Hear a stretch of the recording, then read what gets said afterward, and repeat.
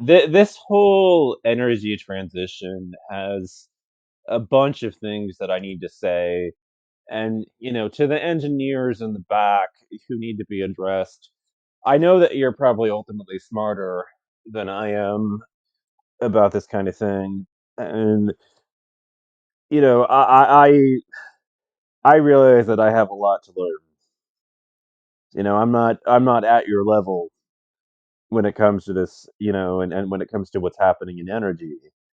That stated, I think that there are a few things that need to be addressed, which is that first of all, despite that, some Kansas inbred gets the same vote, that you and I get in this whole thing, and me being willing to, you know, learn a bit, and having been somebody that studies things and investigates things, and does my diligence to learn about things, and is willing to even use the offline resources in the library to research things. And I do. I go from time to time to my local.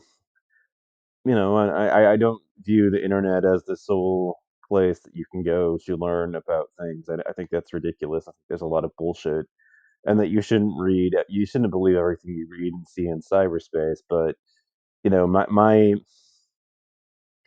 my own thinking on all of this is just, some Kansas inbred gets the same one vote that you and I get in this whole thing. And right now, solar, wind, and batteries have the backing of basically the public, and it's hard for me even to argue with people that ultimately that lithium extraction, is not necessarily clean, but it's necessary because the alternative is fossil fuels. You know, like my whole problem and is that like my analysis of this sort of thing just assumes that people are too selfish to ultimately, unless there's a way to do what we do already by using less energy, to go back to the way things were before, fossil fuels came around, which means that you're going to have to find a cleaner way of sustaining the current situation without, so much, terrible, environmentally destructive, ways of doing things. You're going to have to find a way to rebuild the economy around cleaner energy sources. And so, my own analysis in this is frustrated. I think that I'm ultimately frustrated with the engineers though, because it's like their question is always, can the grid handle it? The point that they will make is that there's a certain amount. Our grid was engineered around fossil fuels, which provide a very stable source of energy, and they don't have intermittent abilities, and they weren't engineered to take intermittent energies, which means that we need to turn the grid that we have into a smart grid, and that's going to cost billions of dollars and everything. That they're pointing all these things out, and it's like that might be true, but you live in a world in which solar, wind, and batteries have the support of the public, and they're not being adopted ultimately in a way that's responsible and even cares what the engineers are basically saying about this sort of thing. I mean, and behold my frustration with all of this, which is just that the grid is not really going to ultimately have the choice to adapt to the current situation. I mean, you guys are talking about it in this kind of way where it's like, the grid is going to get to have a vote, or the engineers that are responsible for this are going to have a seat at the table and ability to actually vote on what's coming. And in the meantime, we're moving towards a world in which solar and wind and batteries are being adopted completely independently of whether the grid can actually handle it. They don't give a fuck. The people that are adopting it don't give a fuck. All they fucking see is the fact that it lowers the cost of their bills, and that's it. They don't care if it results in blackouts and the fucking grid failures and everything else. Nobody really gives a shit in that regard. They're not going to do it in a fucking responsible fashion. You're all just assuming that things are going to happen with this complete assumption that you're able to you're able to, respond to things in that kind of way, and, like, the people that are the smartest and are building it are gonna be able to stop it, or, that the spending is not gonna be forced down and jammed down, this country's, unwilling throat, whether it likes it or not. And the truth of the matter is that it is going to be jammed down this country's unwilling throat, whether it likes it or not. We're going to get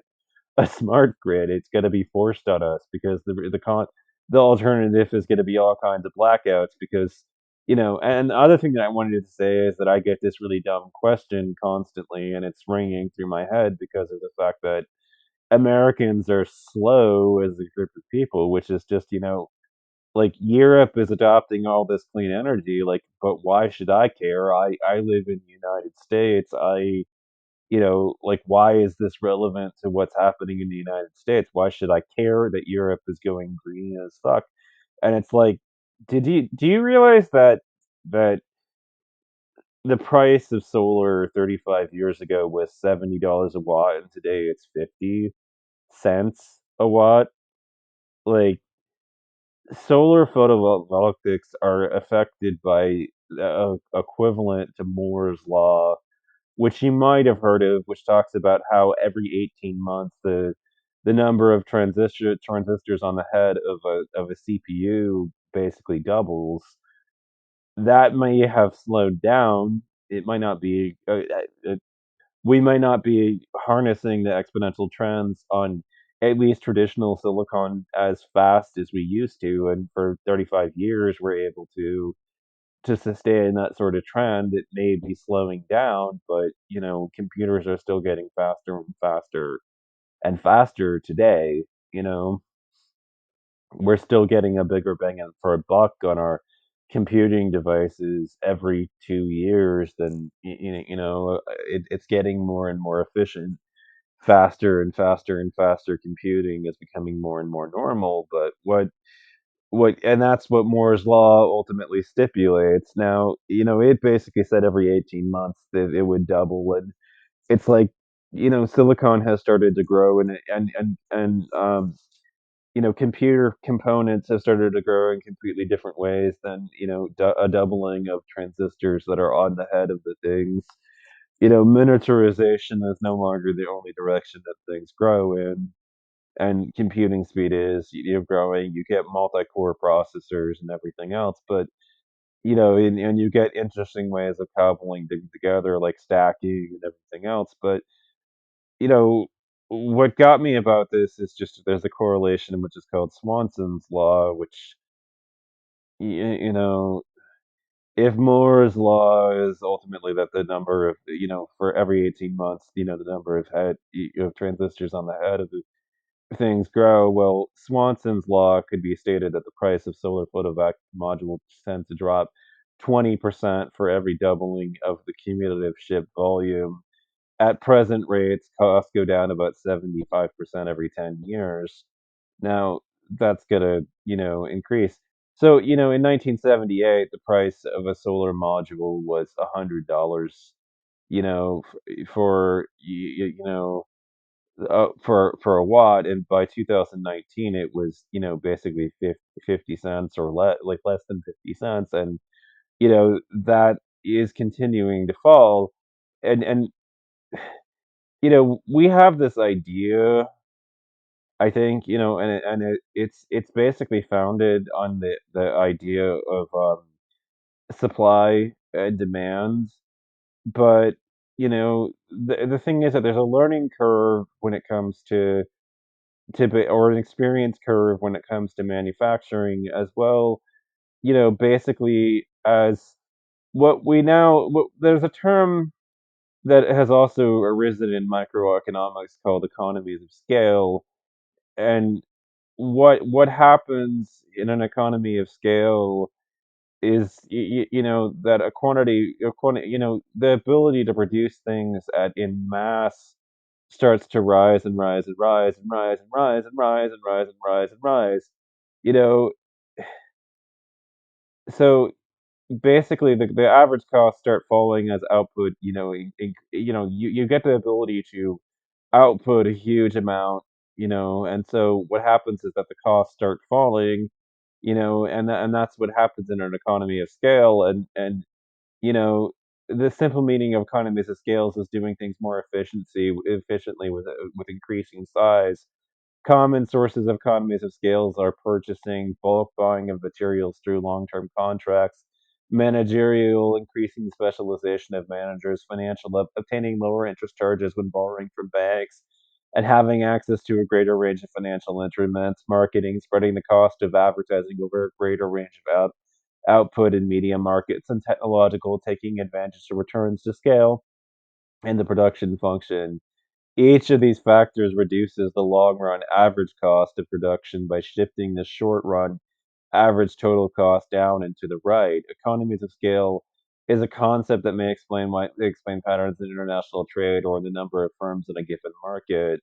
The exploitation of economies of scale explains why companies grow large in some industries. It's a justification for free trade. Basically, we have the ability. What's happening is that as demand for solar is growing, the ability to produce more solar in mass is also growing as more and more of the facilities that go into manufacturing solar are starting to come online. And this Swanson's law first occurred in the Economist that was published in it was published in 2012, but we this is basically held, and it's been the reality. In fact, maybe, perhaps things are taking place even faster than Swanson's law would ultimately predict. And so there's this question that keeps coming up, in my head because of observing American politics. Is America ready for a female president, or why should I care, about what happens in the European, economy? And that's that if Europe basically has a huge run up in demand for both solar, wind, and batteries, the United States is going to feel the second order consequences of what takes place, which is just that will result in solar, wind, and batteries becoming even cheaper than they already are, which means that investment decisions in the United States will factor in those price drops and think about basically manufacturing some of that stuff here in the United States. So, you know, what happens in Europe has an effect here because it affects the price of those of the modules in order to do the same thing here in America. And so that's why you should care. Because Europe can't go and adopt clean energy on the mass scale that it's adopting without causing pressure on America to follow suit. Americans will be slower on the uptake than Europe, but we'll get there. In this country, it's going to happen. And to the engineers that are following this, that talk about baseload power and everything else, and talk about the grid, and the way that they're saying that it can't handle a huge number of electric vehicles, and that it ultimately wasn't engineered to basically uh, have intermittent energy sources, and it's going to need huge upgrades to be a smart grid. Well, you're assuming that adoption is going to take place in a responsible fashion, and people are going to worry, about how bringing on a huge amount of solar and wind and energy are going to affect it. And, that they're going to worry about the fact that doing this is going to introduce a bunch of, intermittent energy to a grid that was not ultimately set up to handle that sort of thing. And that's a bad assumption. People are not going to be responsible. They're not going to introduce this sort of thing, concern and these solar panels with compassion or concern for how that's going to affect the grid. And so the grid, even though upgrading it to a smart grid is going to cost billions of dollars, basically, it's going to happen inevitably because the alternative is blackouts everywhere. You've reached the point in which this is going to happen, like it or not. And so to the engineers that are, thinking about all this sort of thing, that's what I would say to you is that you're just assuming that the smart grid isn't going to be forced down your throat, like it or not. Well, it will be.